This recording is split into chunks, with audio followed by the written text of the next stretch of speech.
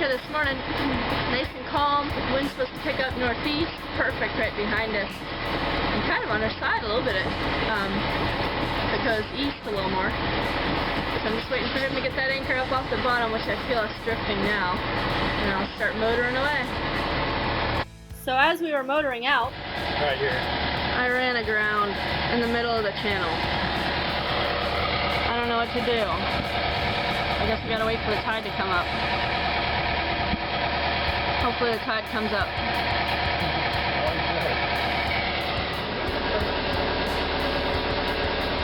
See, middle of the channel. It's this shallow over here, so I was trying to get away from that, and then I'm in the middle of the channel and I ran aground. Uh-oh, our engine sounds different. Pushed the motor, trying to get us off the bottom, and then now we've got something going on with the motor. Looking back, Pete didn't really push the motor that hard. Actually, I mean, even if you were gonna dock, that shouldn't have had any sort of problems. There was something going on with the motor that we didn't really know about. And I gotta say, we know that motor pretty good. We think we might have picked something up on our prop. Pete's gonna jump overboard. We don't have an anchor down or anything, but we're just slightly drifting. Okay. Okay, we've got a slight exhaust leak, and our cutlass bearing came loose. So that means we're gonna have to get to St. Augustine and haul out a little earlier than we want to this year.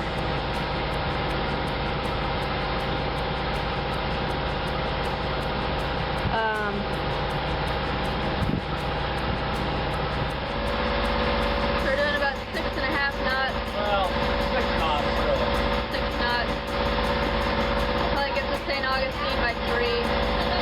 We're going to anchor at Pine Island, but since our motor is on the fritz, we'll probably go straight to St. Augustine. We can always go to Pine Island. Our motor broke, our fridge broke, and our windlass broke. And last night... But our hearts didn't break, did they? Our cutlass bearing is a little loose, but I don't think we have to haul out right away for that. It's okay, right? Next time we haul out. We're going to haul out this winter, and our exhaust, that exhaust, we seem to always have a leak with that exhaust. Little do we know that it wasn't really the exhaust at all. Now the engine's overheating. We're in a narrow channel. Hooray. Or the cutlass bearing making the noise. Cooling down now that we're slow, but at this rate it'll take about 8 to 10 hours before we get to St. Augustine. Almost going 4 now. The lift pump and the injector pump on the diesel actually gave way, which made oil fill into the sump, which we could have had a runaway diesel. We then later found out that we broke a rod, and that needed to be replaced as well. So we were feeling a little depressed on the way home. Luckily this little visitor here kind of kept me company. I never want to experience a runaway diesel ever again. Ever since Nassau, we experienced a runaway diesel there. I don't ever want to experience it again. I'm so glad that our engine didn't run away. Trying to troubleshoot in a hurry is kind of hard on an engine.